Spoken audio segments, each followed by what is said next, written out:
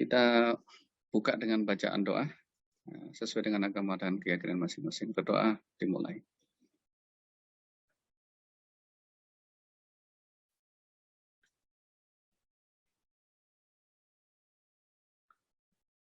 Doa selesai. Hadirin sekalian, kita lanjutkan pertemuan kemarin. Mohon maaf karena bersamaan waktunya Bapak. Kalau saudara lihat background saya, ini kemarin Bapak sedang pelatihan pembinaan panitia seleksi jabatan tinggi Pratama seluruh Indonesia, ya, dari berbagai provinsi, kabupaten, kota, juga dari eksternal, ya. Jadi Bapak selaku tim pansel yang dari eksternal, dari akademisi.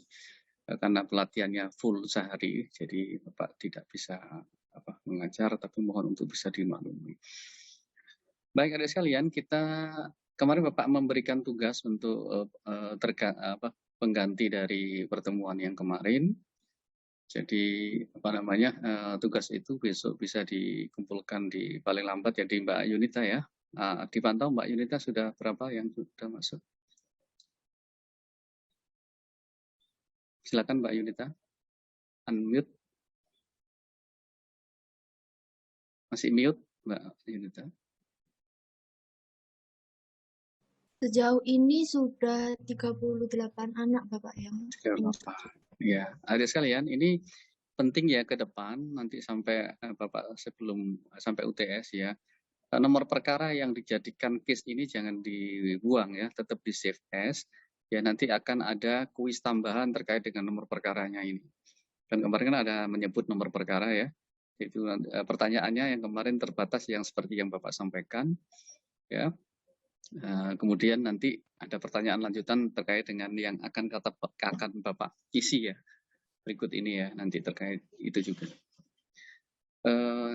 Kita sedikit mereview dari sekalian bahwa kemarin anggap kita bicara tentang mediasi itu dinyatakan berhasil. Kalau sampaikan mediasi itu berhasil. Kalau mediasi berhasil, maka mediator membuat berita acara untuk disampaikan kepada majelis hakim. Kemudian majelis hakim akan menetapkan hari sidang, memanggil pihak-pihak, terus kemudian menetapkan, ya, sidang putusan perdamaian. Putusan perdamaian. Putusan perdamaian itu sebagaimana layaknya putusan-putusan hakim biasa, maka dia terregister dalam pokok perkaranya di pengadilan tersebut. Jadi tidak, meskipun mediasi berhasil, tapi bukan berarti mediasi itu kemudian gugatannya kemudian dihilangkan, tidak, tapi dikukuhkan dalam bentuk putusan perdamaian.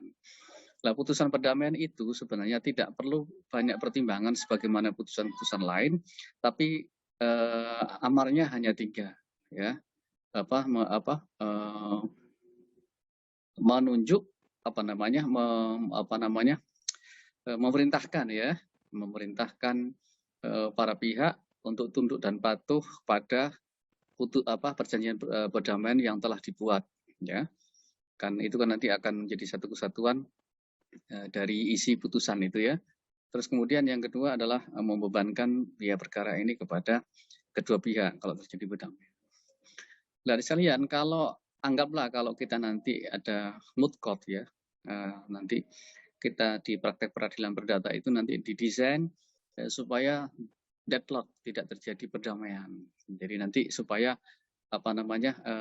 role play kita, simulation, ya, jadi nanti ada, kalau mudah-mudahan nanti ke depan situasinya sudah memadai, kita sudah divaksin semua dan kita bisa tatap muka, kita bisa ngincipi, ya, nganyari ruangan moot court kita peradilan semu hingga kita bisa langsung untuk bisa praktek. Nah, nanti itu perkaranya tidak diselesaikan melalui mediasi selesai, tidak, tapi nanti dianggap deadlock, mediasi dinyatakan gagal, mediator membuat berita acara juga bahwa mediasi dinyatakan gagal, kemudian disampaikan ke majelis hakim, kemudian majelis hakim akan menyidangkan lebih lanjut karena ada gagal, ya, kegagalan dalam mediasi.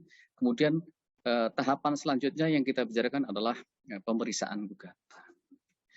Nah, pemeriksaan gugatan kemudian hakim akan menanyakan kepada penggugat mengkonfirmasi apakah betul bahwa gugatan itu tetap pada pendiriannya, ya tidak dicabut, ya. Kemudian apakah kalau dicabut, nanti kita bicara ini yang kemarin sempat tidak kita belum bisa bicarakan adalah terkait dengan ini. Sebentar ya. Ini ada sekalian pencabutan gugatan.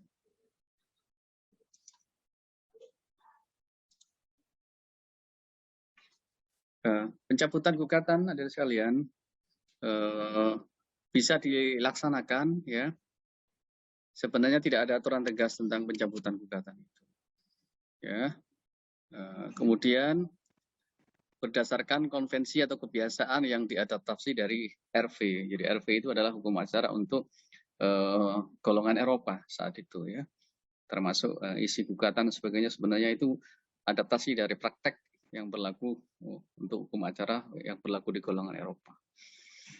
Kemudian diperbolehkan untuk pencabutan gugatan itu dalam hal perkara belum diperiksa oleh hakim. Nah, tadi misalkan dalam proses mediasi walaupun gagal anggap begitu, ya, tetapi kemudian perkara itu dicabut, boleh, ya. Tapi kalau melihat di sini sebenarnya perkara itu belum dilakukan jawaban, ya.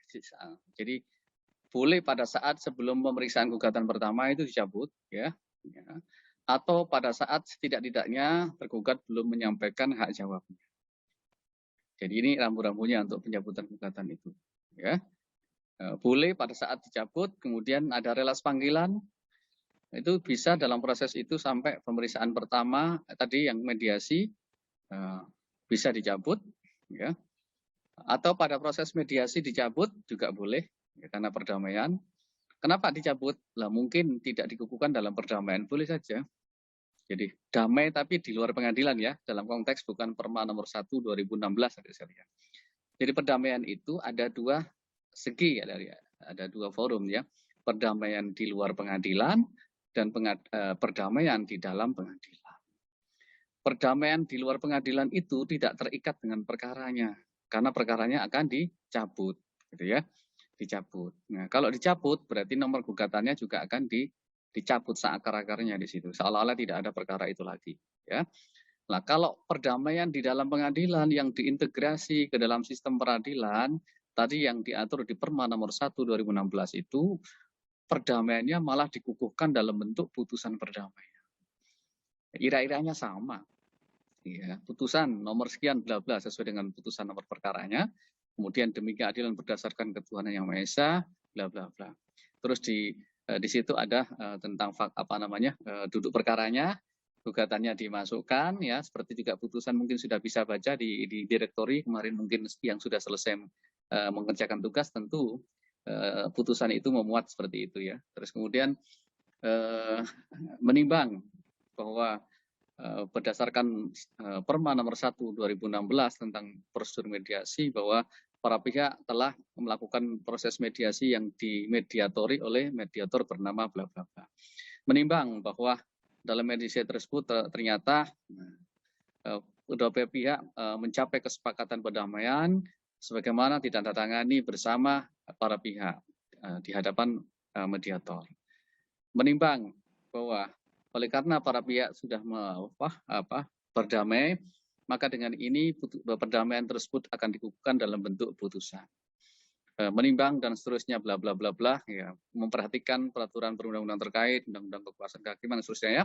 Kemudian mengadili, misalnya mengadili, kemudian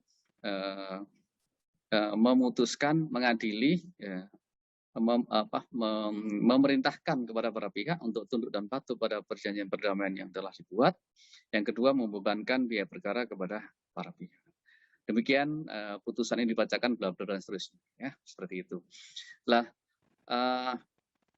jadi dua model, ya, ada sekalian, model perdamaian di luar pengadilan dengan model yang di dalam pengadilan. Kalau yang di dalam pengadilan itu kedudukannya setaraf dengan putusan biasa. Kemarin kita sebut bahwa putusan itu bersifat final and binding karena tidak bisa dilakukan upaya hukum apapun terhadap putusan perdamaian itu kemudian executable, bisa langsung dieksekusi. Nah, kalau yang seperti itu kita anggap bahwa pencabutan gugatan itu dilakukan di luar konteks perdamaian, ya berarti dilakukan pencabutan gugatan. Tapi kalau perdamaiannya dilakukan dalam konteks Perma nomor 1 2016, berarti itu bukan pencabutan, tapi perkaranya diputus melalui putusan perdamaian. Perkaranya tetap ada, tapi diputus damai gitu maksudnya. Atau setidaknya ini tadi tergugat belum menyampaikan jawabannya. Jadi sering ada pertanyaan begini, bolehkah pencabutan itu setelah jawaban? Tidak dimungkinkan karena batasannya adalah maksimal tergugat itu belum menyampaikan jawaban. Kenapa? Kalau sudah menyampaikan hak jawabnya bahwa itu sudah berarti dia tergugat ini sudah ibaratnya itu hak jawab itu sebagai bentuk dari respon atas gugatan itu. Ya. Terus kemudian yang kedua terkait dengan nah ini tambahan ya, jika tergugat sudah menyampaikan jawabannya maka harus ada persetujuan tergugat tentang pencabutan itu. Jadi tidak serta-merta kemudian kita bisa mencabut gugatan itu, adik sekalian. Ya, ini sudah Bapak masukkan di sister, mungkin bisa dilihat ya, di sister. Kemudian kita bicara tentang bagaimana dengan perubahan renvoy, perubahan gugatan ya adik sekalian. Ya, perubahan gugatan. Apakah gugatan kan begini, setelah perdamaian tadi dikonfirmasi oleh majelis hakim, ditanya dikonfirmasi apakah betul saudara tergugat bahwa mediasi dinyatakan gagal. Betul yang mulia. Oh ya, oleh karena itu kami sudah menerima berita acara dari mediator. Oleh karena itu berdasarkan ketentuan hukum yang berlaku, perkara ini dilanjutkan pemeriksaannya. Kami tanyakan kepada saudara penggugat apakah saudara tetap pada pendirian saudara, tetap yang mulia. Ditanyakan lagi, apakah saudara ada perubahan gugatan yang dilakukan atau tetap pada gugatan semula, tetap yang mulia. Nah, kalau tetap berarti pertanyaan berikutnya adalah saudara tergugat, apakah saudara sudah menerima gugatan penggugat? Sudah yang mulia. Baik, saudara penggugat tadi sudah ditanyakan bahwa gugatannya tetap dan tidak ada perubahan. Kalau begitu, apakah saudara sudah melakukan menyiapkan jawaban atas gugatan penggugat?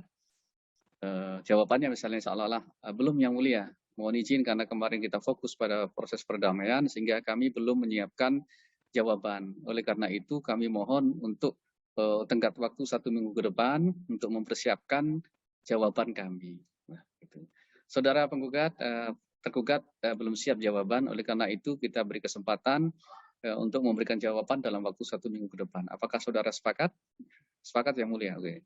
Maka sidang hari ini ditunda, dilanjutkan pada minggu depan dengan agenda jawaban dari tergugat. Kepada para pihak, mohon pemberitahuan ini dianggap sebagai pemberitahuan yang sah. Dan mohon hadir pada waktu yang ditentukan. Hari ini sidang dinyatakan ditutup. Tok, ya, gitu ya. Nah, kalau seandainya itu tidak ada renvoy, tapi kalau renvoy ada, baru kita bicara masalah bagaimana sih batasan-batasan limitasi untuk merenvoy gugatan itu, perubahan gugatan itu. Rambu-rambunya adalah bahwa renvoy itu tidak boleh dalam konteks kalau itu bersifat mengurangi gugatan.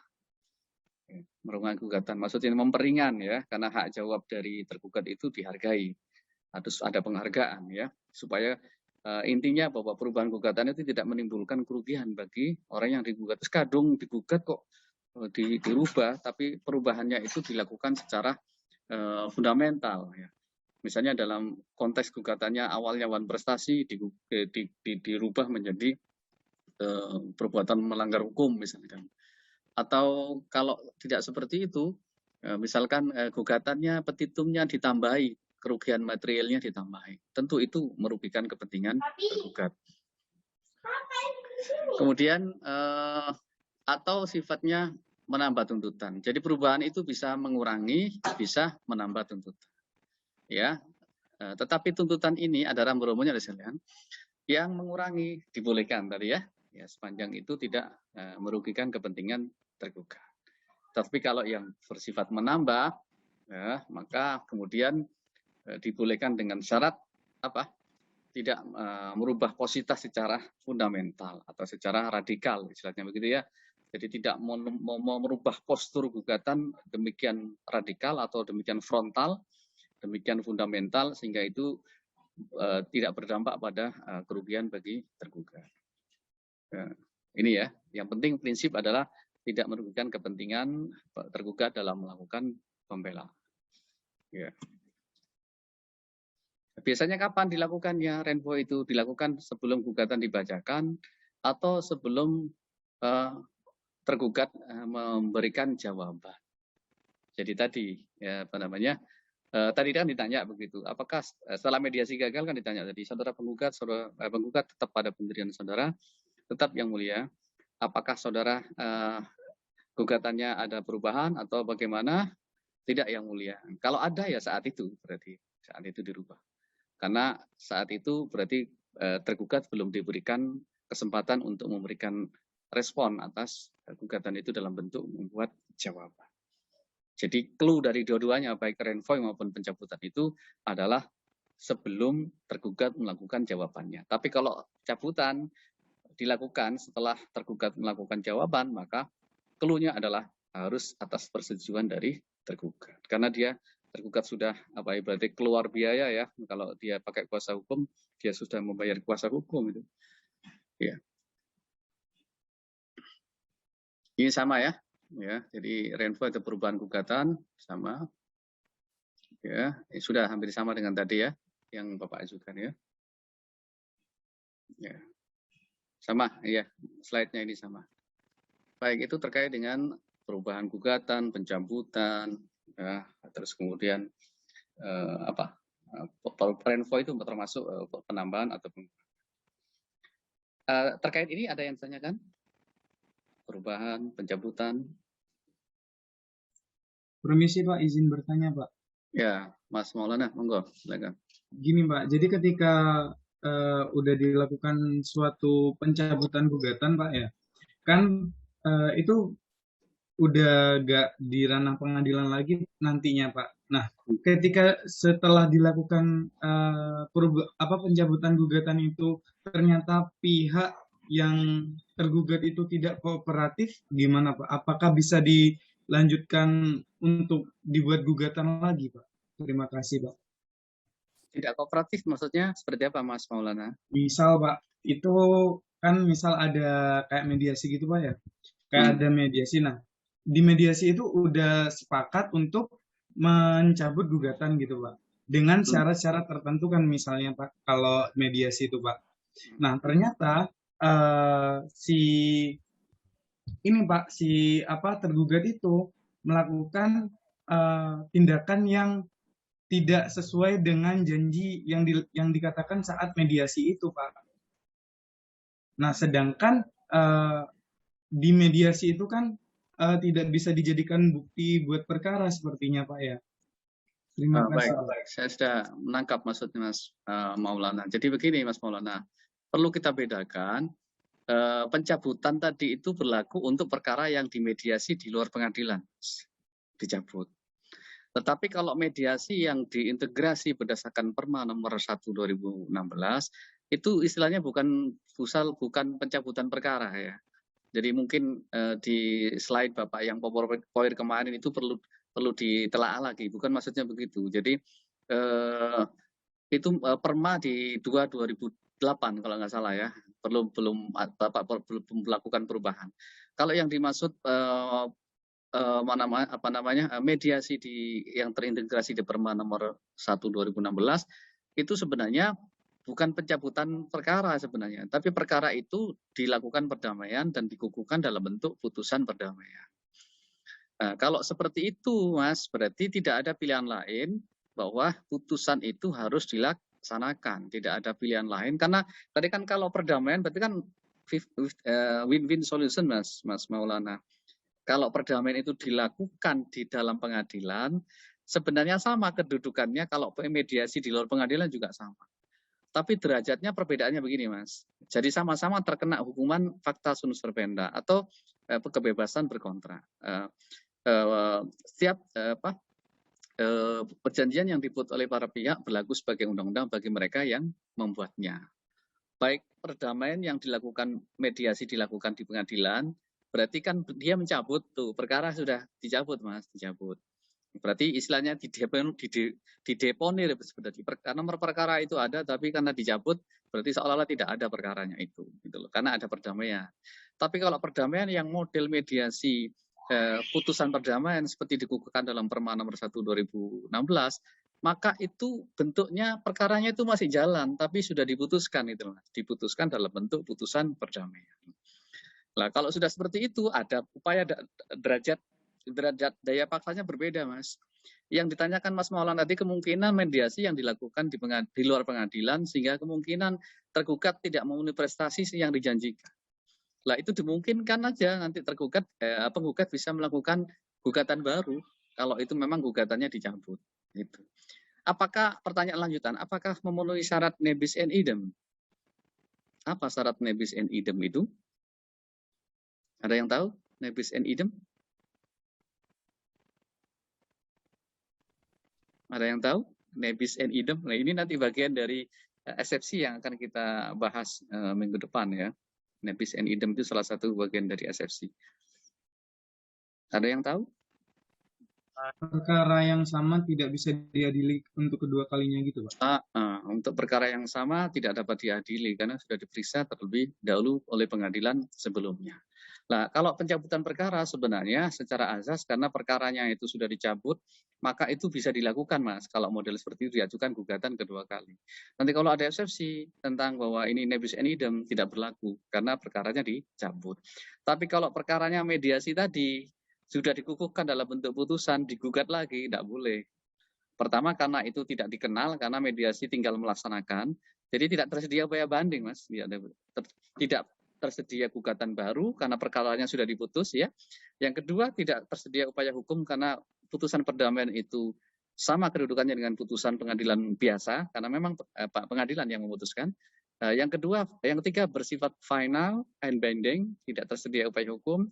Yang keempat executable, langsung dieksekusi. Jadi kalau seperti itu nanti daya paksanya ada, Pak Mas Maulana. Jadi nanti kalau tergugat atau salah satu pihak tidak memenuhi prestasi karena amar putusan tadi, amar putusan, ingat ya di tugasnya kemarin kan coba sebutkan amar putusannya ya, ingat ya Mbak Wanda dan kawan-kawan, Bapak kemarin ngasih tugas apa sih amar putusannya itu.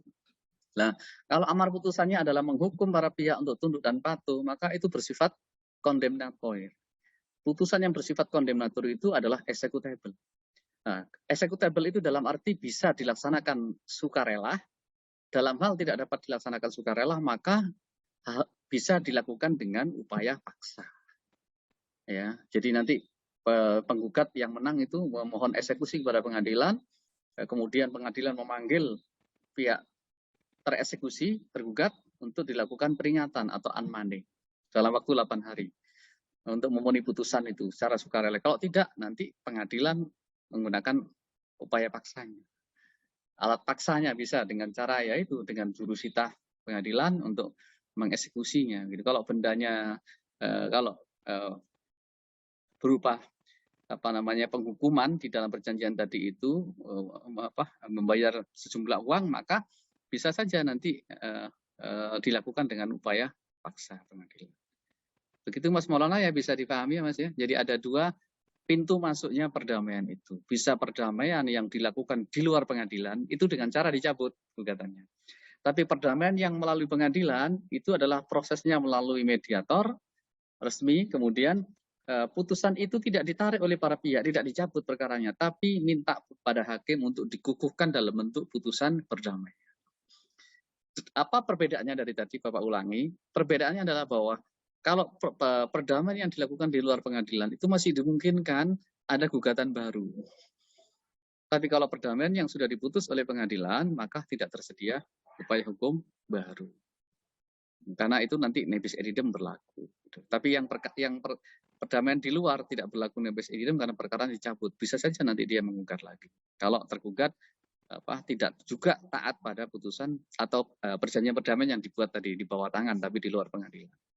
Bisa dipahami ya, adik sekalian? Baik, sampaikan saja kalau memang penjelasan Bapak kurang bisa dipahami, bisa diulang. Baik, monggo yang barangkali sebelum Bapak lanjutkan bisa apa? Saya Pak izin bertanya. Mbak Ajeng, silakan Mbak Ajeng. Ya Pak. Saya ada 2 pertanyaan Pak. Berhubungan dengan perubahan gugatan, tadi panjenengan menyatakan kalimat seperti ini Pak.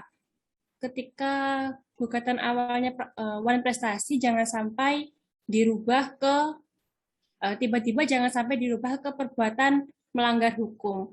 Apakah wan prestasi itu bukan bagian dari perbuatan melanggar hukum, Pak? Ya. Terus yang kedua,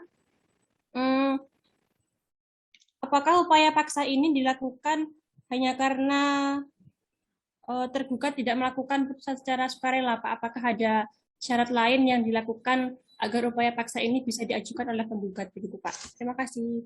Nah, pertanyaannya bagus Mbak Ajeng. Terima kasih, ada 2 pertanyaan. Jadi yang pertama tadi terkait apa Mbak Ajeng? Bisa disingkat? Terkait apakah wan prestasi itu bukan bagian dari perbuatan melanggar hukum? Adik sekalian, perlu kita membedakan gugatan wan prestasi dengan perbuatan melawan hukum. Ya, gugatan wan prestasi itu biasanya ciri khas yang paling kental adalah apa? Ciri yang paling kental dari perbuatan wan prestasi itu apa? Perjanjian, Pak. Adanya perjanjian. Yang dilanggar adalah perjanjiannya, breach of contract. Ya, klausul-klausul dalam perjanjian itu dilanggar, maka itu lebih dekat pada perbuatan wan prestasi. Kalau perbuatan melawan hukum itu tidak didasarkan pada perjanjian sebenarnya. Itu umumnya begitu ya. Tapi didasarkan oleh sesuatu yang bukan alas haknya, tapi dia melakukan itu. Melakukan perbuatan melawan hukum. Misalkan apa? Contoh yang jelas misalnya penyerobotan tanah misalkan. Ya, bisa pidana, bisa perdata gugatannya. Kalau gugatannya tanah, gugatannya pidana, maka itu penyerobotan tanah. Ada pasalnya tentang penyerobotan tanah. Tapi kalau perdata, dia bisa menggugat dengan cara perbuatan melawan hukum, menghaki sesuatu yang bukan haknya secara melawan hukum. Perbedaannya di situ, Mbak. Ya, perbedaannya gini. Misalkan begini, contoh perbuatan melawan hukum lainnya begini. Ada pengembang yang melakukan proses konstruksi pembangunannya berbatasan dengan perumahan warga. Kemudian dia menggunakan alat berat yang memasang beton di bawah tanah dengan menggunakan alat berat itu ya, yang tong itu ya, yang seperti itu. Dan kemudian itu menimbulkan dampak kerusakan bagi warga sekitar. Ya, itu contoh sederhana. Tidak didasarkan pada kontrak, nggak ada kontrak. Tapi sebenarnya kalau izin-izin sudah kan izin gangguan, izin HO, kan untuk pengembangan kan harus izin itu ya, harus izin sekitar itu. Mau bangun apapun kan harus izin. Tower juga harus ada izin. Nah, izin sudah diperoleh, tetapi pembangunan di jalan, dentuman alat berat itu dengan gesekannya begitu keras sehingga menyebabkan retak-retak dinding rumah warga itu. Maka dasar pengajuannya adalah bukan wan prestasi, nggak ada hubungan dengan prestasi, tapi perbuatan melanggar hukum karena telah menimbulkan pasal 1365 BW. Barang siapa menimbulkan kerugian, ya mengganti kerugian itu dan seterusnya ya di pasal 1365 BW. Itu dasarnya PMH. Ya, kalau pasal PMH itu di pasal 1320 tentang syarat sah perjanjian dan juga ada syarat lalai wan prestasi diatur di situ. Nah, jadi beda ya, rezimnya berbeda. Oleh karena itu kadang ada sekalian sekaligus mumpung Bapak ingat, kadang-kadang ketika kita tidak bisa membedakan antara jenis kelamin ini perbuatan melawan hukum dengan wan prestasi, itu yang menyebabkan eksepsinya muncul sebagai eksepsi obscure libel. Obscure libel itu adalah gugatannya kabur.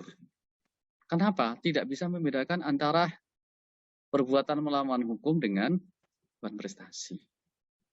Di posita ngomongnya seolah-olah terjadi wan prestasi, tetapi petitumnya bicara perbuatan melawan hukum, melanggar hukum. Itu berarti antara koneksitas ya, keparalelan ya Bapak sebut kemarin, antara posita, fundamenta petendinya dengan petitumnya tidak sinkron. Nah, di tugas Bapak kan di situ. Antara lain adalah sebutkan petitum gugatannya, kemudian amar putusannya bagaimana, kan begitu kan. Mana yang ditolak, mana yang diterima, kan begitu. Ini supaya sebenarnya itu tujuan Bapak adalah kekritisan saudara untuk membedakan itu. Sebenarnya kalau in-depth lagi, apa pertimbangannya dikabulkan, apa kenapa tidak? Itu biasanya masuk di situ. Tapi nanti dicicil lagi supaya nanti ada kontinuitas, adik-adik bisa mengenali sebuah postur gugatan, mulai apa itu posita dan seterusnya sampai eksepsi dan seterusnya sampai putus. Itu tujuan Bapak memberikan seperti itu. Jadi itu prinsipnya Pak ya. Jadi beda. Gugatan melawan melanggar hukum dengan prestasi berbeda tentunya ya, berbeda walaupun sama-sama akibatnya akan menimbulkan kerugian ya. Jadi prestasi juga menimbulkan kerugian, dapat dituntut 1365 juga syarat-syarat perbuatan melawan hukum itu misalnya apa? Adanya perbuatan ya, misalnya perbuatan itu melanggar hukum. Ciri melanggar hukumnya apa? Ada kausalitas antara perbuatan dengan akibat-akibatnya. Kemudian menimbulkan kerugian bagi pihak yang lain gitu ya. Atas dasar kerugian itu kemudian ada gugatan perbuatan melawan hukum. Tapi cara rinciannya supaya gugatan perbuatan melawan hukum juga ada aspek immaterial loh ya. Jadi bisa saja gugatan itu bisa bentuknya sama dengan gugatan melawan prestasi, bisa material, bisa immaterial. Yang penting dirigidkan. Jadi nanti ada jurisprudensi yang menyebut bahwa gugatan yang disampaikan oleh penggugat ya tidak dapat dikabulkan karena tidak dirinci seberapa besar kerugiannya. Itu menimbulkan celah bagi hakim untuk tidak mempertimbangkan tuntutannya. Banyak yang putusan seperti itu tidak dirinci. Ya, misalnya kerugian tadi, misalkan retak-retak tadi apa misalnya yang bangunan pondasinya retak, ditaksir kerugiannya sebesar 25 juta untuk retak-retaknya, kemudian mengganti atapnya, nah, seperti itu ya, dirinci gitu ya, kerugian materialnya dirinci. Jadi nanti hakim bisa memperkirakan ini layak apa tidak ini ya. Terus kalau perlu seberapa besar retakannya, hakim bisa plat on the zook PS ya, bisa melakukan pemeriksaan setempat. Jadi hakim bisa melihat dengan fakta di lapangan. Nggak bisa kalau seperti itu menentukan kerugian, hakim hanya di pengadilan saja, nggak tahu retak-retaknya koyo apa sih gitu ya. Seberapa besar sih nilai taksiran kalau ini dirusak. Bila perlu hakim bisa menghadirkan appraisal. Tahu ya appraisal ya? Ya, kalau mau menjual aset itu biasanya ada yang menaksir ini. Taksiran tanahnya sekian, bangunannya sekian. Kerusakan ini ditaksir akan merenovasi harganya sekian. Bisa itu ya, seperti itu. Pertanyaan kedua terkait dengan pelaksanaan ya, upaya paksa. Jadi sekalian prinsip dalam eksekusi Mbak Ajeng dan kawan-kawan bahwa putusan itu pada prinsipnya bisa dilakukan melalui dua hal itu. Jadi melalui sukarela ya dan melalui upaya paksa. Kalau sukarela biasanya sudah tidak mungkin karena sudah ingkrah. Kenapa eksekusi itu bisa dilaksanakan? Karena tidak tersedia upaya hukum, sudah ingkrah. Lah, putusan perdamaian itu jenis perkara yang tidak membutuhkan waktu ingkrah. Ya, karena tidak tersedia upaya hukum, tidak perlu menunggu 14 hari untuk dilaksanakan. Paham ya? Itu karakternya putusan perdamaian. Beda dengan putusan yang pengadilan negeri biasa, dia menunggu 14 hari dulu ketika tidak ada upaya hukum baru dilakukan eksekusi.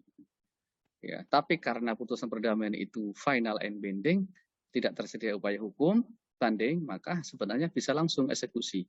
Kalau mereka beritikat baik karena berdasarkan win-win solution yang sudah disepakati, tinggal saja menagih para pihak itu. Ini sudah ada putusan, kapan lo bayar hutang gue?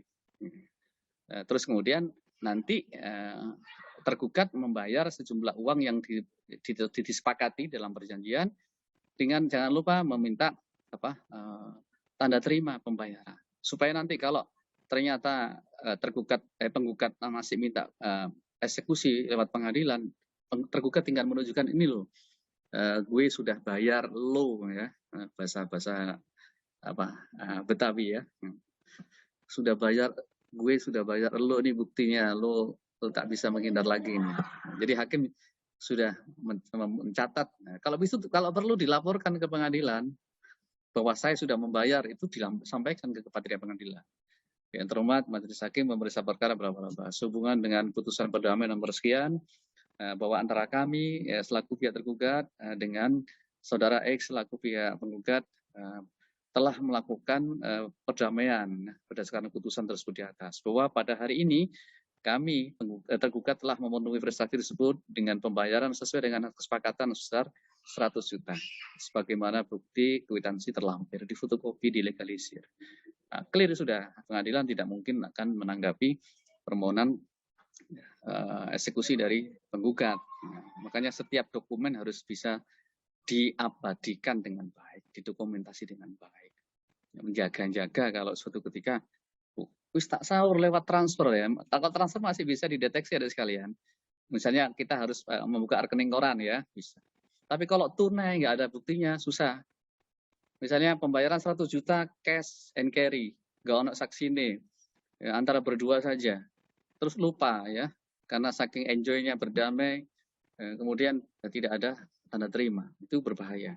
Minimal kwitansi yang bermateri cukup, ya, terus kemudian syukur-syukur ada saksi yang mengenali. Ya. Nah, kalau transfer bisa nggak bisa, transfer itu merupakan bukti yang sah. ATM, kita transfer di ATM itu segera difoto. Karena apa? Umur dari tulisan di print out yang keluar dari ATM itu tidak berlangsung lama sekali. Pudar itu ya. Maka difoto dulu atau di scan. Itu dijadikan bahan bukti. Tapi kalau sudah 1 minggu, nah yang pengalaman Bapak kita taruh di dompet ini apa ya? Kok tak wale-wale kok nggak ada angkanya. Ternyata 1 minggu itu print out dari ATM tadi. Di ATM kan ada keterangan toh bahwa ATM ini simpan bukti ini sebagai bukti pembayaran yang sah. Print out ATM itu bukti pembayaran yang sah. Apalagi nanti kalau tidak bisa ditemukan di print out-nya, bisa ditemukan di email, ya, email keluar transfer kemana kan ada ya. Atau bisa model ketiga rekening koran. Saudara minta transaksi, ingat bulan apa waktu transfer ke penggugat 100 juta itu ada rekening korannya. Masuk ke siapa? Itu Mbak Ajeng ya prinsipnya. Kalau tidak bisa dilaksanakan dengan sukarela ya, dengan upaya paksa. Upaya paksa itu ya misalnya kalau pengosongan ya harus dengan alat negara, dengan kepolisian dan sebagainya. Tergantung dari objek yang diperjanjikan. Pertanyaan bagus sekali Mbak Ajeng. Terima kasih. Yang lain disimpan dulu pertanyaannya. Kalau begitu Bapak nggak bisa meneruskan materinya sedikit ya. Nanti tetap terbuka peluang untuk diskusi ada sekalian. Nanti untuk poin yang lain disimpan, nanti kita bisa diskusi. Sekarang kita bicara tentang intervensi ada sekalian. Jadi proses berjalan tadi, kemudian dilalah di tengah jalan ada pihak yang masuk dalam perkara itu. Itu namanya intervensi. Jadi dimungkinkan tadi persoalan setelah perkara ini digugat, ya, terus kemudian masuknya ini tergantung, tapi setidaknya sama dengan renvoy atau pencabutan perkara tadi. Diajukan pada saat sebelum jawaban. Anggap saja tahu-tahu ada gugatan, masuk dong pihak ketiga itu. Tetapi masuknya ada 3 hal ini ya. Bisa dilihat ya Mbak Wanda ya, PowerPoint Bapak ya. Ya bisa. Jadi masuknya pihak ketiga dalam perkara itu bisa melalui vouching. Vouching itu adalah dia masuk dalam perkara itu atas kehendak sendiri, ya. Atau bisa dalam rangka membela salah satu pihak, tapi atas kehendak sendiri, tidak ditarik oleh pihak. Nah, yang Tusenkom ini bersifat menengahi, ya, dia itu menengahi 50-50, tidak membela siapapun. Bahkan dia bisa saja dia membela kepentingannya sendiri, ya, membela kepentingannya sendiri. Ada yang bersifat free sparring, ya, atau penanggungan atau pembebasan. Nah, biasanya kalau pembebasan ini ditarik oleh salah satu pihak, oleh tergugat. Nah, contoh fee-swaring ini ketika misalkan A berhutang kepada B, ya. Hutang B digaransi oleh C. Suatu ketika B divorce, tidak memenuhi prestasi kepada A. Karena C sebagai penggaranti hutang si B, maka dia melunasi hutang si B kepada si A. Ketika si A pura-pura amnesia, dia masih menggugat si B berdasarkan norma prestasi, dia tahu bahwa B tahu bahwa sebenarnya hutangnya itu sudah digaransi oleh si C. Maka C, ketika A hanya menggugat B, ya, maka kemudian B bisa menarik pihak C untuk diikutkan sebagai pihak di dalam perkara itu. Ngomong-ngomong, C, awakmu kan kemarin sudah bayar lu hutang gue kan hutang gue kan lo yang bayarin kan, kayak gitu dipastikan begitu ya. Contoh sederhana begitu. Lah, intervensi selain itu ada sekalian. Ini hanya penggolongan ya, tidak misalnya nanti harus dirupa-rupa. Intervensi vouching, intervensi tusenkom, intervensi fee-swaring, tidak begitu. Tapi semua intervensi itu disebut intervensi. Pihak yang melakukan intervensi disebut intervenien. Intervenien. Macam mana ya tulisannya ya? Intervenien. Contoh di sini aja ya. Intervenien. Ya. Ini adalah pihak intervensi. Seperti itu. Intervensi. Jadi nanti dia bisa melakukan hak jawabnya. Misalkan atas gugatan itu, jawabannya bisa saja nanti membela pihak penggugat, bisa saja membela pihak tergugat, bisa saja menguntungkan pihak penggugat, bisa saja menguntungkan pihak tergugat. Tergantung nanti jawabannya seperti apa. Contoh lain misalkan begini, A membeli tanah kepada B. Ini case method ya, sudah case method ya di dalam mata kuliah ini sudah sesuai dengan kurikulum Permendikbud 3 2020. Case methodnya adalah A membeli tanah dari B, B membeli tanah dari C, ya. Kemudian C membeli tanah dari D, berurut-urut ya begitu. Ya. Terus kemudian si A digugat oleh si X atas dasar sengketa hak, misalkan begitu ya. Entah itu adanya dual sertifikat atau hak apapun ya. Ya. Nanti ketika X itu menggugat kepada A, ya, bisa saja A bisa menarik ke B, ya, atau bahkan C. Tapi kalau D kejauhan deh, karena sudah jauh ya. Minimal sebelum dia gitu, untuk melindungi bahwa dia sebagai pembeli beritikat baik. Si A tadi membeli dari B, tapi X menggugat si A atas dasar kepemilikan yang sama, misalkan begitu.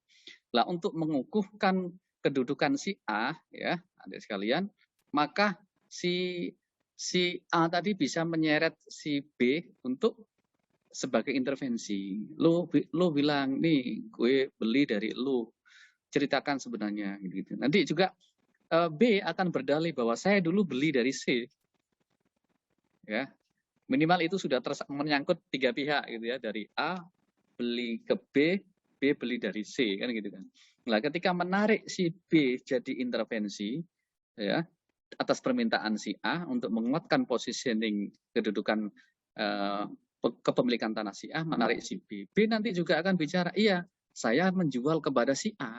Ini loh aktenya. Nah, nanti itu dijadikan bukti di persidangan juga oleh si A. Si B juga begitu. Saya mendapatkan ini dari C. Ini loh akte jual belinya. Nah, seperti itu.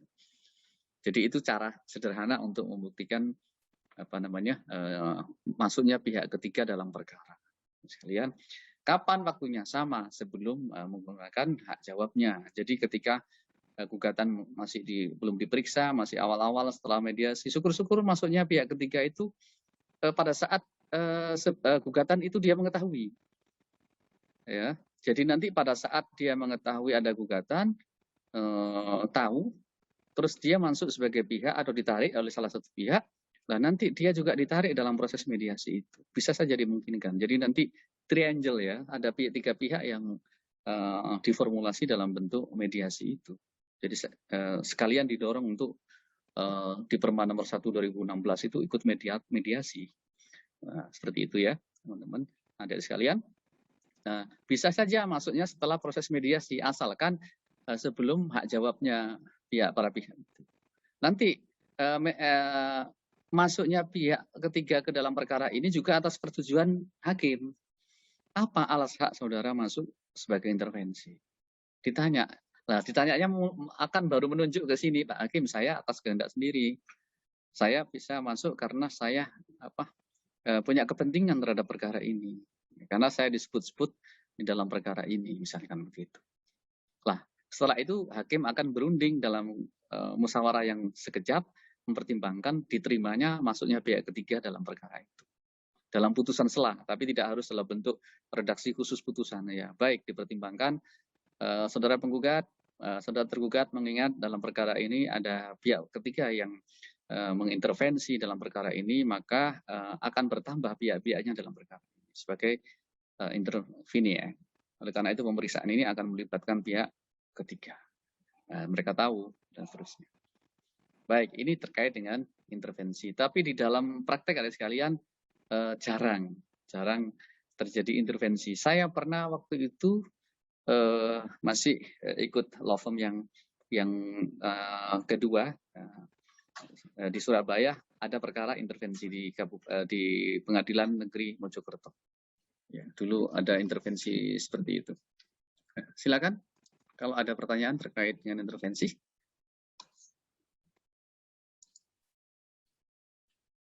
Monggo.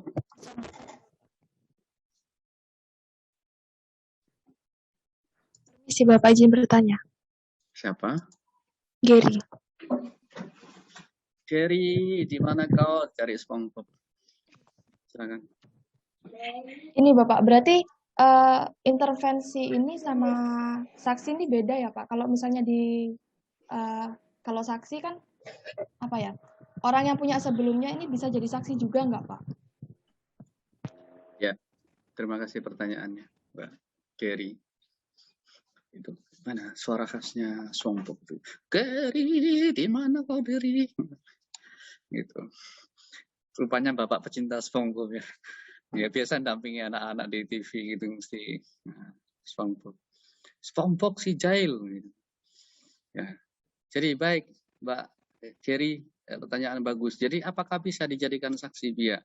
Ini begini. Saksi itu sebenarnya adalah pihak di luar perkara. Jadi tidak dalam konteks dia mengajukan intervensi. Ya, jadi mestinya bisa dua model tadi misalnya, tidak harus ditarik sebagai pihak intervensi, ya, bisa dengan model yang Mbak Gary tanyakan tadi, kreatif ya. Jadi bisa saja nanti saksinya akan saya persiapkan itu, Pak B tadi ditarik, ya untuk sebagai saksi di persidangan, bisa dengan model seperti itu biar tidak jelimet, menyederhanakan kasus. Kenapa? Untuk mencari kebenaran formil dan material itu tidak harus dengan cara pola seperti itu, dengan cara mengajukan intervensi. Itu agak terlalu ribet memang ya, hukum acaranya intervensi itu ya. Seperti itu ya. Terus kemudian bisa saja dengan cara, tidak usah melibatkan Pak B untuk masuk secara resmi di dalam intervensi, tapi nanti Pak B atau bahkan bisa menggandeng Pak C atau Pak D. Pak D maksudnya namanya Pak D loh, bukan Pak D Kakung atau apa siapa, Pak D.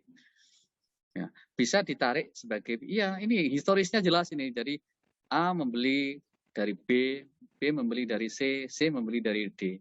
Dari runtutan peristiwa itu sebenarnya sudah ada itikat baik bahwa si A itu menguasai hak kepemilikannya berdasarkan perbuatan perpindahan yang sah.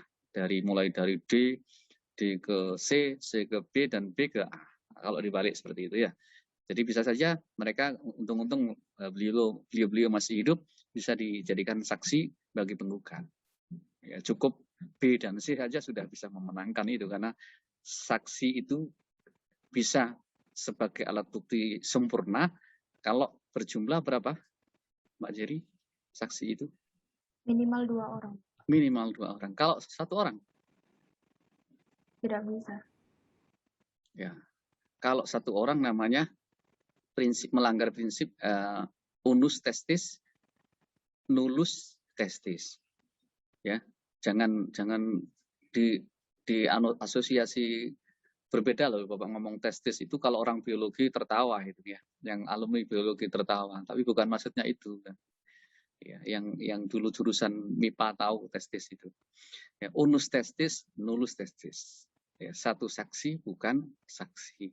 Jadi betul kata Mbak Jerry. Jadi kalau saksi untuk dapat dipertimbangkan sebagai alat bukti yang sempurna, maka dia harus lebih dari 2 orang. Ya. Selain itu, saksi juga tidak boleh saksi itu apa sih, pengertian saksi itu? Wah, ini nanti bicara di Pak Nanang ya, di alat bukti ya. Bapak nanti hanya sampai duplik aja. Apa? Saksi adalah seseorang yang mengalami, mendengar, melihat, dan mengamati secara langsung sebuah peristiwa. Bukan katanya. Ya. Kalau lagunya Mbak Dukun itu kan katanya itu ya. Konon katanya gitu kan. Sakitnya diguna-guna. Itu siapa itu namanya itu? Ya, jadi tidak boleh konon. Konon katanya si A, dia membeli ini dari, tidak boleh. Tapi harus autentik. Autentiknya adalah bukan testimonium di auditu. Apa testimonium di auditu? Adalah saksi yang bukan atas dasar kesaksiannya secara langsung, tetapi berdasarkan keterangan pihak lain. Ya, ada bahasa bertutur, kalimat tidak langsung. Menurut Bapak ini, ya, bukan sepengetahuan saya atau sepengamatan saya, ya, saya menyaksikan langsung bahwa ada perjanjian antara Pak A dan Pak B. Atau saya mengetahui bahwa Pak A membeli tanahnya dari Pak B. Karena saya adalah orang yang bersebelahan dengan tanahnya Pak A yang dimohonkan sertifikat tersebut, misalkan. Sehingga saya ikut menandatangani pensertifikatan balik nama dari Pak B kepada Pak A, misalnya begitu. Jadi langsung pelaku utamanya, bukan testimonium di auditu. Jadi bukan testimonium di auditu, bukan katanya. Jadi bukan konon gitu ya. Jadi orang yang langsung ya. Gitu. Ya, terima kasih Mbak Jerry. Jadi itu pertanyaan bagus. Jadi tidak harus dengan lewat intervensi. Ya. Tapi satu catatan Bapak tambahan, ada sekalian, Bapak termasuk tim persiapan rancangan undang-undang acara perdata yang digawangi oleh Asosiasi Dosen Hukum Acara Perdata atau ADHAPER. Di beberapa kesempatan Bapak termasuk pengkaji dalam draft itu oleh Badan Pembinaan Hukum Nasional. Bapak juga pernah jadi narasumber di situ. Juga selaku Badan Litbang ADHAPER melakukan uji publik terhadap RUU itu. Apa bunyi RUU itu, Mbak Geri? RUU itu mengatakan bahwa penggugat dapat sebagai saksi. Prinsipal itu dapat jadi saksi. Itu yang agak, menurut pandangan kami, ya agak di luar dari pakem. Di luar dari pakem. Karena kalau Prof. Sudikno ya, pakar hukum acara itu, senior kita, ya, Sudikno Mertokusumo yang dari UGM itu, beliau menyampaikan bahwa saksi itu di luar pihak. Jadi kalau pihak itu jadi saksi, ya kabur namanya kan ya, paham ya? Jadi, tapi di dalam RUU itu nggak apa-apa, itu secara akademik bisa kita kritisi. Saya bisa berbeda pendapat dengan perancang RUU itu, bisa saja. Nah, semua itu bersifat akademis kok, gitu, perdebatannya bersifat akademis. Nah, sepertinya tidak lazim gitu loh ya, nggak wagu kalau ada orang Jawa. Masa prinsipal jadi saksi? Misalkan begini, akad misalnya, akad nikah. Akad nikah ya ada pihaknya yang melakukan akad, ada suami, ada istri. Unsur ini berbeda dengan saksi sebagai bagian dari keabsahan pernikahan. Ya, ada wali, ada pasangan, suami istri, ada ijab, ada qabul, dan ada saksi. Peristiwanya berbeda, yang mendukung satu rumpun peristiwa hukum itu ada saksi, ada pelaku yang melakukan. Jadi tidak bisa dicampur adukan prinsipal atau penggugat ditarik sebagai saksi. Tetapi di redaksi RUU itu bisa sebagai saksi. Mungkin mau meniru model pidana, adik sekalian.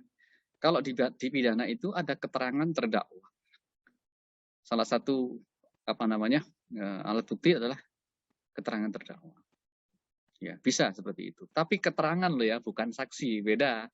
Ya, kalau dia menerangkan itu beda. Ya. Gitu ya, teman-teman. Nah, prinsipnya begitu. Jadi bisa lewat tidak hanya lewat intervensi, tapi bisa lewat ditarik sebagai saksi. Ya, gitu ya. Ada pertanyaan lain? Tinggal Saya ingin bertanya, Pak. Siapa ini? Mas Bayu. Silakan Mas Tapi Bayu. terkait gugatan gitu, Pak. Monggo, silakan. Apakah bisa gitu, Pak? Jika tersangka setelah diputuskan bebas oleh hakim itu menuntut penyidik, kejaksaan atau pengadilan gitu, dengan alasan dia merasa dirugikan saat dalam masa tahanan. Terima kasih. Oh, ini perkara pidana ini Mas ya. Perkara pidana ini yang ditanyakan. Yang tuntutan perdatanya, Pak. Gugatan perdatanya gitu. Maksudnya tuntutan perdata bagaimana? Dia dipidana dalam perkara pidana terus menuntut perdata begitu kan? Iya, dengan alasan merasa dirugikan gitu, Pak, saat berada masa dalam tahanan. Begini biasanya Mas, biasanya kalau pemidanaan itu sudah terbukti secara sah dan meyakinkan bila dia tidak ada, kan untuk menguji itu kan penahanan juga sah ya kan, kalau tidak sah kan bisa dilakukan pra peradilan, itu upaya hukum dia ya. Penahanannya tidak sah ya, terus kemudian lain-lain hal kan bisa melakukan pra peradilan ya. Tetapi kalau dia sudah dinyatakan terbukti secara sah dan meyakinkan melakukan tindak pidana dan itu sudah ingkrah, maka sebenarnya tidak ada peluang untuk kecuali misalkan ada semacam tindakan yang tidak terkait dengan pelaksanaan dia yang merugikan kepentingan dia. Misalnya ada penganiayaan, ada apa ya. Seperti contoh kasus ini yang lagi ini ya, Muhammad Kece ya, yang katanya dianiaya oleh Irjen Napoleon Bonaparte, ya kan, yang katanya sampai, mohon maaf ya, sampai diraupi tai dan sebagainya, saya nggak tahu ya itu beritanya ya, bisa lihat ya. Seperti itu bisa menggugat, melaporkan balik. Ya. Tapi kalau tuntutan pidananya ini tidak terkait, Mas Bayu, tidak terkait. Ya karena kalau orang sudah dihukum, diperiksa perkaranya secara adil, ya menurut hukum dan tidak ada celahnya, tidak bisa menggugat secara perdata. Ya, kalau itu mekanismenya di tengah awal tadi penahanannya tidak sesuai prosedur, bisa melakukan gugatan pra peradilan dan seterusnya. Tapi kalau sudah proses pemeriksaan perkara tidak tersedia upaya pra peradilan karena pokok perkaranya sudah diperiksa. Pra peradilan itu adalah dilakukan sebelum perkaranya diperiksa. Kalau perkara sudah diperiksa oleh majelis, maka pra peradilan tidak bisa diterima. Itu ya prinsip. Tapi biasanya Mas Bayu, gugatan perdata itu bisa dilakukan terhadap hak-hak dia yang telah dirampas. Kalau ternyata dia di kemudian hari dinyatakan tidak terbukti bersalah. Itu baru bisa. Jadi misalkan dia sudah ditahan, tapi dia ternyata tidak terbukti di akhir putusan Mahkamah Agung itu. Tapi dia sudah kadung ditahan. Lah itu dia bisa menggugat kerugiannya. Ya, Mas Bayu ya, bisa dibedakan ya. Jadi ada seperti itu. Jadi dia ternyata sudah ditahan, dari tingkat kepolisian, diperpanjang lagi, sampai kejaksaan juga diperpanjang, hakim juga diperpanjang. Ternyata di putusan akhirnya bahwa dia dinyatakan bebas, tidak terbukti. Dan kemudian harus direhabilitasi misalnya. Apa nama? Ya, direhabilitasi namanya, bukan rehabilitasi dalam konteks narkoba ya, berbeda ya. Kalau kita harus pandai-pandai orang hukum menggunakan diksi kalimat rehabilitasi. Rehabilitasi bagi narkoba ya itu beda, tapi rehabilitasi itu adalah pemulihan nama baik. Nah, Nama baik. Saya loh, asas praduga tak bersalah harus disanjung tinggi bahwa saya sudah berdasarkan putusan pengadilan yang tetap, saya dinyatakan tidak bersalah, tapi saya sudah dipidana faktanya. Harus menggugat kepada siapa? Bisa kepada negara, ya, negara sebagai pihak yang digugat, bukan perorangan. Gitu ya Mas Bayu. Ya. Yang lain barangkali ada? Pak, izin bertanya Pak. Sinten? Yusuf. Mas Yusuf. Monggo Mas Yusuf. Ya. Di gugatan perlawanan itu kan terdapat pihak perlawan dan terlawan Pak. Nah, ya. itu apakah bisa disebut dengan penggugatan tergugat juga Pak? Ya. Adik sekalian, di samping perkara yang kita sebut di awal, gugatan biasa, yang kita sebut pihaknya sebagai penggugat dan tergugat, ada gugatan perlawanan. Kapan munculnya gugatan perlawanan itu? Biasanya, misalkan persoalan mengenai sita, misalkan ya, sita jaminan yang objeknya dia tidak termasuk, tetapi ikut tersita, nah itu bisa mengajukan perlawanan. Nah, orang yang mengajukan perlawanan itu disebut pelawan, ya. Sama ketika verset, kalau ini bedanya Darden verset, ya. Istilah yang disampaikan Mas Yusuf tadi itu adalah Darden verset. Kalau yang kita bahas kemarin adalah verset saja, verset perlawanan. Ya, tapi kalau Darden verset itu adalah perlawanan atas perkara. Misalkan masuknya pihak ketiga tadi juga bisa lewat perlawanan. Misalkan objeknya dijadikan pihak dari perlawanan itu dengan model seperti itu menjadi intervensi juga bisa, ya. Tapi kebanyakan perlawanan itu adalah munculnya adanya eksekusi, ya, eksekusi terhadap objek yang salah, kita bisa mengajukan perlawanan. Pihaknya ya disebut sebagai pelawan, orang yang dilawan disebut terlawan. Nah, berapa pihaknya bisa disebut? Kalau pihaknya lebih dari satu yang dilawan, maka disebut penggugat itu terlawan satu, pihak tergugat perkaranya juga ikut sebagai terlawan dua dan seterusnya. Jadi caranya seperti itu, Mas Yusuf ya. Jadi kan ada penggugat tergugat nih perkaranya yang pokok kan begitu. Tapi ternyata ada pihak ketiga nih yang masuk di situ. Tapi melalui Darden verset, tidak melalui intervensi, dia melalui Darden verset. Nah, kalau seperti itu, maka pihak pelawan yang mengajukan perlawanan tadi disebut pelawan, penggugat disebut terlawan satu, tergugat sebagai terlawan dua. Nah, itu complicated lagi perkara perlawanan itu ya. Ya, itu nanti ada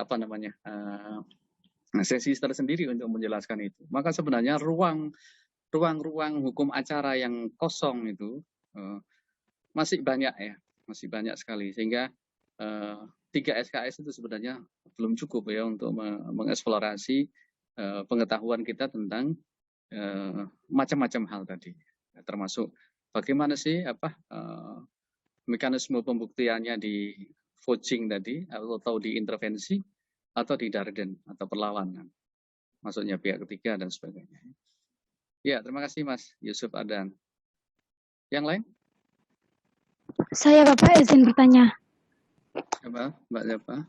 Mbak Aminatul Afila. Aminatul Afila. Silakan Mbak.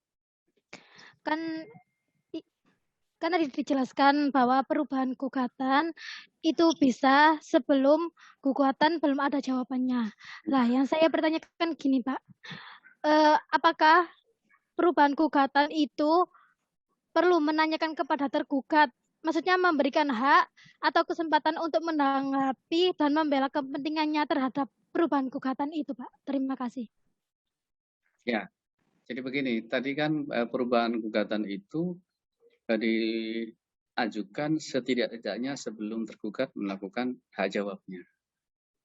Ya, kenapa di situ? Karena itu mempengaruhi standing point dari tergugat untuk mempersiapkan jawabannya, Mbak, gitu. Tergugat sudah ada format tersendiri untuk menyikapi gugatan penggugat dengan format yang belum dirubah. Tapi dengan perubahan yang akan diajukan tadi, maka tergugat kan demikian menyelesaikan lagi nih dari awal nih gitu. Tapi Pak Hakim juga harus melihat pemeriksa perkara ini juga perubahannya itu bersifat fundamental apa tidak. Jadi persetujuannya tidak semata-mata pada tergugat, tapi juga hakim akan mempertimbangkan apakah boleh perubahan itu diajukan.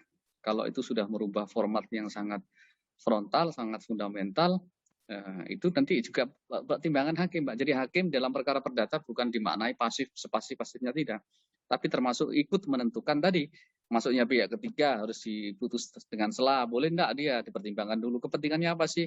Jangan-jangan hanya memperlama proses saja begitu, hanya mengacaukan proses saja misalkan begitu ya.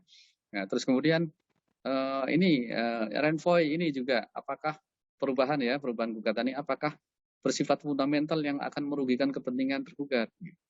Tapi kalau tergugat gentleman ya, wis oke, persoalannya saya akan ladeni segala kemungkinannya. Tentu kami konsekuensinya harus mengunturkan jadwal pengajuan jawaban dengan mengadaptasi perubahan yang dilakukan oleh penggugat. Jadi itu aja Mbak Aminatul Afilah. Jadi dilihat renvoy-nya seperti apa gitu. Nanti kan bersikap itu. Tergugat sebelum saudara menyampaikan jawabannya, ternyata penggugat akan mengajukan perubahan gugatan. Coba silakan kalau sudah diajukan lisan apa tertulis, bisa loh ya, lisan bisa.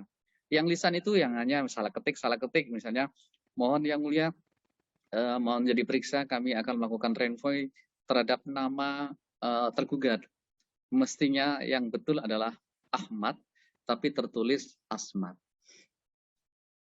Tetapi faktanya walaupun keliru Asmat, tapi tergugat hadir gitu. Itu sebenarnya apa? Untuk menghindari eksepsi dari tergugat. Mumpung turun di eksepsi tak rubah sih gitu. Kan bisa saja kan belum waktunya sepanjang itu belum melakukan hak jawab. Padahal sebenarnya ketika ada kesalahan Asmat gitu ya, sebenarnya namanya Ahmad ya. Biasanya AH ya. Kalau yang betul sebenarnya AKH, Ahmad ya. Biasanya kalau H kan KH ya, Ahmad ya. Jadi itu bukan Ahmad. Kalau H itu Ahmad. Jadi itu biasanya mohon maaf di antara orang melafalkan dengan skripnya itu berbeda.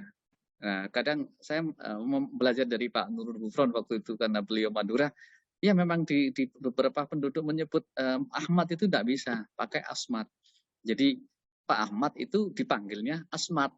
Sehingga ketika dipanggil itu menjadi sesuatu yang familiar. Kita ikut-ikut, kita mau menggugat Pak Asmat padahal namanya Ahmad. Nah kalau tidak diganti tadi, sebenarnya namanya Ahmad, tapi digugat Asmat, ya itu tergugat sudah menyiapkan itu eksepsi salah orang, error in subjektu atau error in person, bahwa nama klien kami bukan Asmat tetapi Ahmad. Nah itu sudah celah loh, nanti sudah ancang-ancang dia. Tapi kemudian direnvoy perubahannya tadi Mbak Aminatul dirubah, mumpung turun di eksepsi, tak ganti aja nama Asmat itu menjadi nama sesungguhnya Ahmad. Ya, jadi nanti tergugat sudah, oh berarti tak delete ini, eksepsinya nggak jadi karena sudah dirubah. Seperti itu ya Mbak Aminatul. Jadi pendek kata, sebenarnya eksepsi itu supaya kepentingannya adalah tidak merugikan kepentingan tergugat. Terima kasih pertanyaannya, bagus. Yang lain? Permisi Bapak, ada yang mau saya tanyakan lagi. Siapa? Gary. Jerry. Monggo. Gimana Jerry? Ini yang dijelaskan sama Bapak barusan tentang renvoy. Nah, kalau yang tadi kan yang diubah namanya ya Bapak, karena salah ketik. Nah, bagaimana kalau fundamentum petendinya yang diubah Pak? Misalnya yang harusnya Undang-Undang Nomor 2 Tahun 1992 jadi Undang-Undang Nomor 2 Tahun 2002 karena salah ketik itu. Bagaimana? Apakah bisa atau tidak? Nah, kalau seperti itu bisa, karena itu sebenarnya kan hanya penyebutan kesalahan undang-undang. Itu nanti bisa dieksepsi, Mbak. Bahwa yang dimaksud adalah bahwa ada salah kaprah ya, misalkan pemahaman penggugat terhadap dasar hukum. Sebenarnya di dalam gugatan itu posita atau rechtelijke grondennya tidak harus menyebut undang-undang, tidak masalah. Hakim ius curiae nufit. Ada asas namanya ius curiae nufit. Hakim dianggap tahu hukumnya.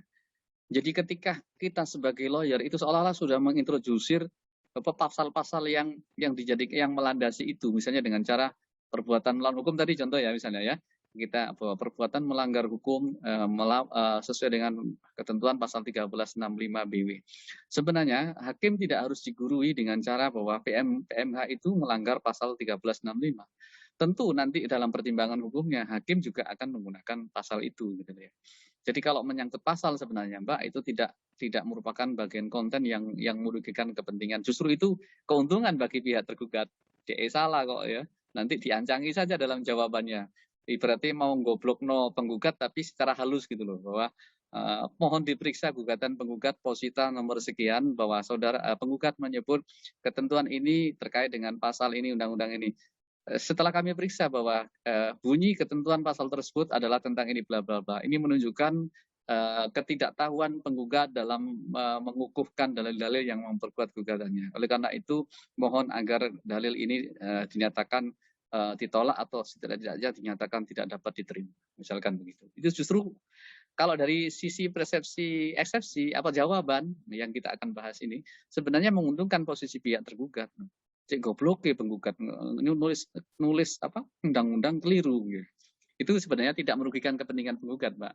Tergugat malah justru menguntungkan. Wah ini celah ini bagi kita untuk ngantem dia nih ya, pengacaranya nggak update nih ya, misalnya begitu ya. Yang Bapak maksud adalah misalnya persoalan tuntutan yang material yang nanti bersifat kondemnator. Jadi misalkan angkanya jadi 100 dinaikkan jadi 200 juta misalkan begitu. Ya. Atau ditambahi lagi positanya apa ya misalkan begitu ya. Yang itu sebenarnya akan berpotensi menambah nilai gugatan dan itu bisa saja oleh hakim tidak dikabulkan. Ya, tapi bagi kita sebenarnya kalau seperti itu kan whatever ya, kalau mau merubah apapun kita ladeni ya, gitu, gentle gitu ya. Jadi asalkan kita belum menggunakan hak jawab kita. Tapi konsekuensinya biasanya kalau seperti itu ada renvoy maka jawaban yang kita persiapkan di sidang hari itu akan kita pending dan mohon kepada majelis yang mulia supaya kita diberikan waktu khusus untuk yang mulia berhubung penggugat mengajukan renvoy yang tentu membutuhkan waktu bagi kami untuk membahas kembali, merekonstruksi ulang jawaban kami, maka mohon kami diberikan waktu untuk mengajukan jawaban kira-kira 1 minggu ke depan atau 2 minggu ke depan. Yang kita jawab minta seperti itu aja, karena memang kalau itu memang dari sisi penggugat loh, iya aku keliru gugatanku makanya tak renvoy.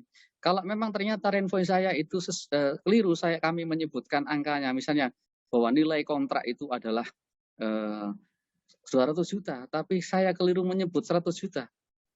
Kan tidak dirugikan tergugat, tergantung perspektif ya. Adik-adik sekalian kita bisa membayangkan ya ruginya di mana sih? Nggak rugi. Kalau seperti itu, karena memang dasarnya adalah perjanjian. Cuma penggugat keliru menyebutkan angka nominalnya di perjanjian yang dibuat oleh para pihak. Kalau andaikan gugatan ini tentang bahan prestasi, ini angkanya 200 sesuai dengan perjanjian, tidak ada yang dirugikan. Itu tidak ada yang disembunyikan. Kami hanya keliru menyebut angkanya 100, yang benar adalah 200. Kalau dalam konteks seperti itu tidak dirugikan, karena ada dasarnya apa? Perjanjian. Ya, seperti itu ya. Jadi konteksnya merugikan atau tidak merugikan itu adalah bisa ditelaah oleh hakim. Kira-kira seperti itu ya, Mbak Heri. Tapi kalau kita sebagai tergugat, ya wes. Ibaratnya kalau orang mengeluarkan jurus, kita sudah menyiapkan jurus lain, gitu ya, jurus-jurus lain yang untuk bisa menangkis serangan-serangan dari pihak penggugat. Ya, itu yang gentle seperti itu. Wes oke, wes rubah-rubahan, tak anteni. Ya, gitu. Seperti itu ya, Mbak Heri. Terima kasih. Yang lain? Permisi Bapak. Mbak Izin Wanda. bertanya. Ya, monggo. Tadi mengenai intervensi Bapak, apakah bisa intervensi itu terjadi di gugatan perceraian Bapak? Misalnya gini Bapak, seorang istri ingin menceraikan suaminya dengan alasan suaminya nggak pulang selama setahun, terus tiba-tiba pulang tuh bawa cewek gitu Bapak. Padahal cewek itu teman partner kerjanya, tapi si istri nggak tahu. Akhirnya dia gugat suaminya ke pengadilan agama. Kemudian si ceweknya itu kan disebutkan Pak di dalam sidang bahwa selingkuh sama si cewek lah. Si ceweknya nggak terima, terus dia itu masuk dengan kehendak sendiri ke pengadilan. Apakah bisa Bapak? Terima kasih. Ya, makasih Mbak Wanda. Jadi pertanyaan bagus sebenarnya. Menuntun kita, Bapak menyampaikan begini, bahwa intervensi itu tidak bisa semua perkara diintervensi. Ya, kalau masalah perceraian itu hanya dua pihak Mbak Wanda. Hanya pihak penggugat, tergugat. Kalau dalam pengadilan ya, pengadilan umum maksud Bapak. Ya, tapi kalau di pengadilan agama tergantung konteksnya. Dia cerai talak atau cerai gugat. Kalau cerai talak maka suami disebut pemohon, istri disebut termohon. Jadi tidak ada termohon intervensi dalam perkara perceraian atau tergugat intervensi. Tidak ada istilah itu. Jadi nanti kalau kasus posisinya seperti itu, bisa saja dia dihadirkan seperti yang model Mbak Jerry sampaikan tadi. Bisa jadi saksi bagi bagi suami ya, bahwa ini lo nggak selingkuh, ini lo partner saya, bisa dikuatkan untuk menangkis atau menangkis ya, menangkal dalil-dalil dari istri yang menuduhkan dalam gugatnya dia selingkuh, misalnya begitu ya. Jadi prinsipnya underline yang Bapak sampaikan, tidak dikenal intervensi dalam perkara perceraian, Mbak, tidak dikenal. Lah baru nanti kalau perkaranya masuk dalam konteks pembagian gonogini, bisa intervensi karena itu bersifat keperdataan, ya, bersifat keperdataan. Misalkan yang dimasukkan dalam pembagian gonogininya suami itu atau sama istri itu yang digugat adalah milik pihak ketiga. Lah dia bisa masuk sebagai intervensi bahwa tidak benar, karena nanti kalau disita takutnya. Nah, tadi yang Mas Yusuf sampaikan tadi, misalnya disita ya. Disita dalam bukan sita itu bisa di tengah, bisa di akhir ya. Yang di akhir disebut sita eksekusi, yang di awal itu adalah sita jaminan. Jadi misalnya tadi ya, di dalam perjanjian utang piutang atau prestasi tadi, ya kan ada jaminan kebendaan. Ya, kan kemudian disita itu bendanya. Itu namanya konservatoire beslah. Itu dilakukan di sebelum putusan biasanya ya, karena diajukan sendiri dalam suatu permohonan. Tapi masuk posita gugatan juga ya, menyatakan sita ini berharga, sah dan berharga. Lah, ketika disita ada pihak yang masuk di situ, maka ini ada perlawanan pihak ketiga. Lah itu maksudnya konteks yang pertanyaan Mas Yusuf tadi itu bisa masuk di sana, perlawanan terhadap sita. Ya. Lah yang ditanyain Mbak Wanda tadi, kalau dalam lapangan keperdataan di pengadilan dimungkinkan, ya. Tapi kalau dalam perkara pengadilan agama beda lagi karakteristiknya. Karena begini, di ketentuan Bapak lupa pasalnya, kalau itu menyangkut sengketa dengan pihak ketiga lain, itu harus diputus lebih dulu melalui pengadilan umum. Ya, contoh pewarisan misalkan, atau harta gonogini sekalian ya. Jadi itu masuknya harus lewat putusan pengadilan umum dulu, dinyatakan ini benar nggak, kalau enggak ya enggak masuk sesuatu yang dibagi bersama antara suami dan istri. Di pengadilan negeri bisa saja seperti itu sebagai pihak intervensi. Ya. Tapi di pengadilan negeri kan dibolehkan intervensi. Tapi untuk perkara perkawinan ya enggak bisa Mbak, karena perkawinan itu sebenarnya hanya dua pihak, penggugat, tergugat saja. Ya Mbak Wanda, terima kasih. Bagus pertanyaannya. Yang lain? Terima kasih Bapak. Oke. Ini sepertinya kalau Bapak membahas jawaban tidak cukup deh ya. Yang materi kita hari ini mestinya kan jawaban ya, tetapi kita masih berkutat di renvoy dan intervensi, tidak masalah, tidak masalah. Yang besok tugas itu adik-adik mengingatkan untuk dipantau ke Mbak Yunita untuk bisa dikumpulkan sebagai tambahan nilai ya untuk adik-adik sekalian. Jangan lupa download perkaranya, jangan dihapus karena nanti masih ada pertanyaan-pertanyaan lanjutan ya. Sampai nanti UAS juga ya. Jadi nanti kemungkinan akan muncul di UAS. Jadi kuisnya ini berkelanjutan ya seperti itu. Masih ada waktu mungkin tanya jawab. Kalau tidak ada, Bapak sedikit singgung aja karena jawaban juga panjang sebenarnya untuk materi jawaban.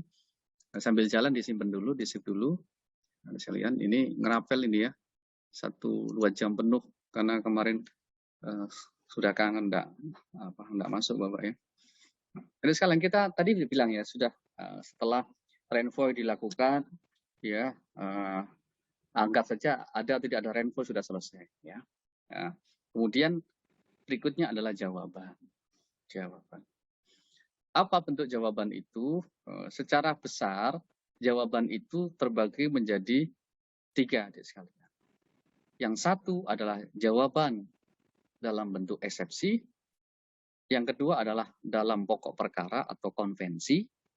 Yang ketiga adalah dalam bentuk gugatan balik atau rekonvensi. Ada nggak di sini? Oh ini ya.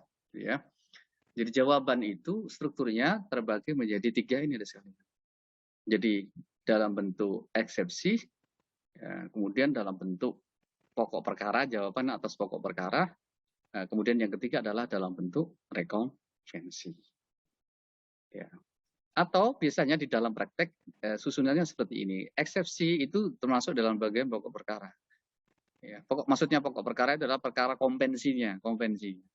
Ya, bukan dalam bentuk rekonvensi, maksudnya begitu, bukan dalam bentuk gugatan balik, tapi dalam konteks konvensi. Itu dalam eksepsi, 2 dalam pokok perkara. Nah, yang 2 ini adalah rekonvensi. Rekonvensi itu adalah gugat balik. Ya, nanti bagaimana gugat balik itu diajukan, ada syarat-syaratnya ya. Nanti bisa dilihat di slide ini. Tapi perlu dipedomani ini dulu struktur jawabannya di situ. Nah, yang di atas tadi dari segi redaksi jawaban itu bisa dalam bentuk pengakuan. Nah, pengakuan itu baik bisa sebagian atau seluruhnya. Misalnya pengakuannya bahwa betul antara penggugat dan tergugat terjadi perjanjian hutang piutang. Berarti kan membenarkan itu kan? Iya. Tetapi ada kalimat bersayap, tetapi bahwa hutang piutang itu sudah kami bayarkan, tidak betul jawab gugatan penggugat dalam posisi nomor 3 yang menyatakan bahwa kami telah melakukan prestasi. Bahwa berdasarkan data yang kami miliki, bahwa kami sudah melakukan pembayaran. Dari sebagian peristiwa yang diakui apa? Hutang piutangnya. Tapi yang tidak diakui adalah dalil yang disangkakan tentang adanya kerugian. Ada yang berikutnya adalah dari segi redaksi ada teman-teman, atau dari segi sikap ya. Ada reverte ada sekalian. Jadi jawaban itu bisa dalam bentuk aktif dia menjawab, pengakuan atau penolakan atau sangkalan, tapi ada dalil-dalil dalam posita itu. Misalnya positanya 1-15. Tetapi dalam posita itu ada yang tidak dijawab oleh tergugat. Maka itu dianggap diamnya itu tidak bersikap itu dianggap bisa tidak mengakui ya, atau tidak menyangkal. Ya. Yang berikutnya adalah eksepsi. Ya, bisa bentuk tadi yang Bapak Nah, kalau eksepsi itu belum menyentuh pada pokok perkaranya. Nanti kita jelaskan yang kemarin sedikit Bapak singgung, ada sekitar 8 lebih ya eksepsi itu. Bantahan ini menyangkut pada pokok perkara tadi yang Bapak sebut tadi. Ya, misalkan bahwa betul saudara penggugat dan tergugat terjadi hubungan hukum hutang piutang, tetapi hutang-hutang tersebut telah lunas misalkan. Bla bla bla bantahan. Gugat balik seterusnya ya. Nah, ini contoh misalnya pengakuan sebagian ya, bahwa benar pada tanggal 1 Oktober 2002 telah terjadi perjanjian jual beli sebidang tanah antara penggugat dan tergugat. Akan tetapi bla bla bla. Jadi yang diakui adalah peristiwa jual belinya. Nah, ini sebagian namanya. Kalau seluruhnya bahwa benar segala hal yang dikemukakan oleh penggugat dalam dalil gugatannya tersebut ada di atas. Clear. Karena pengakuan merupakan alat bukti yang sah ya di dalam 164 HIR, maka pengakuan itu sebagai bukti yang sempurna. Tidak perlu dibuktikan lagi. Kalau sudah diakui, ya clear Pak, sudah Pak, kami tidak melakukan replik-duplik lagi Pak. Sudah diakui oleh penggugat, sudah. Langsung pembuktian saja. Karena pengakuan itu merupakan bagian dari alat bukti. Alat bukti dalam perkara perdata, ingat, yang pertama adalah surat, yang kedua saksi, yang ketiga pengakuan, yang keempat adalah persangkaan, yang kelima adalah sumpah.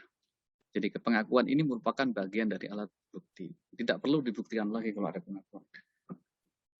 Tidak sekalian, nanti kita minggu depan membahas tentang jenis-jenis eksepsi ini. Ini ada 11 ternyata ya. Tadi kita sebut ada nebis and idem, ini bagian dari disebut Mas Maulana dari apa pengertian nebis and idem itu adalah perkara itu sudah diajukan dan diputus dengan perkara dengan pengadilan terdahulu. Jadi tidak layak untuk diajukan lagi nebis and idem. Kompetensi absolut kemarin juga sudah matang kita bahas, relatif. Daluarsa ada lampau waktu sekalian. Bewis and Verjaring itu di buku 4 BW. Ya. Gugatan obscurable tadi ya tidak bisa membedakan antara PMH dan bahan prestasi. Salah objeknya, prematur, kurang pihak ya, misalnya pihaknya itu mestinya digugat 4, digugat cuma 2 dan seterusnya. Error in person tadi ya, salah orang ya, dari Asmat, Pak Ahmad namanya, tapi ini akan kita bahas di kesempatan berikutnya. Ya, adik sekalian, Bapak mohon maaf karena ada beberapa pertemuan yang kosong ya, tetapi sebagian materi sudah Bapak upload. Ini terpaksa menjadi bukan tujuannya menjadi YouTuber enggak ya, tapi sebenarnya untuk memudahkan adik-adik untuk bisa memahami. Kemarin Pak Jerry kan bilang, Pak mohon rekamannya. Waduh, Mbak, proses rekaman kalau dikirim kalau tidak bentuk flash disk langsung enggak kuat. Makanya Bapak pertama ini hasil ini di-convert Bapak langsung, habis di-convert baru kemudian dikompres ya, dikecilkan ukurannya, baru di-upload di YouTube. Nah, prosesnya seperti itu. Supaya apa bisa abadi lah, ada kenang-kenangan. Itu nanti ada nampak gambarnya Mbak Jerry, Mbak Wanda, Mas Bayu dan seterusnya akan muncul di situ sebagai kenangan. Disik wajahku ternyata imut ya.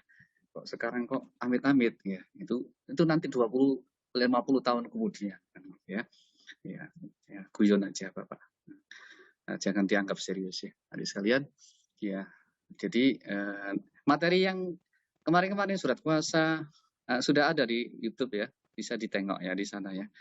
Syukur-syukur Bapak dihadiahi likes and subscribe. Guyon-guyon, Bapak nggak bermaksud jadi YouTuber, enggak, hanya untuk supaya ini bisa dijadikan jejak-jejak digital kita. Bahwa kita kuliah ini ya di slide ini ada Mbak siapa nanti akan muncul di YouTube ya. Itu aja. Terima kasih atas perhatiannya adik sekalian. Waktu yang terbuang kemarin mudah-mudahan bisa dimaklumi dan bisa kita ganti dengan yang lebih optimal lagi ya ke depannya. Terima kasih atas waktunya. Maka dengan demikian kita ketemu di hari Kamis insya Allah ya. Mudah-mudahan tidak ada halangan. Dalam keadaan yang sehat semuanya. Dan mudah-mudahan pertemuan ini berkah. Kita tutup dengan bacaan bagi yang Muslim. Kita bacakan hamdalah bersama-sama. Bagi yang non-Muslim menyesuaikan sesuai dengan agama dan kepercayaan masing-masing. Alhamdulillahirabbil alamin. Terima kasih perhatian dari sekalian. Jaga diri baik-baik. Selamat sore. Assalamualaikum warahmatullahi wabarakatuh. Waalaikumsalam warahmatullahi wabarakatuh. Terima kasih Bapak. Terima kasih Bapak. Sama-sama. Sama-sama Adik.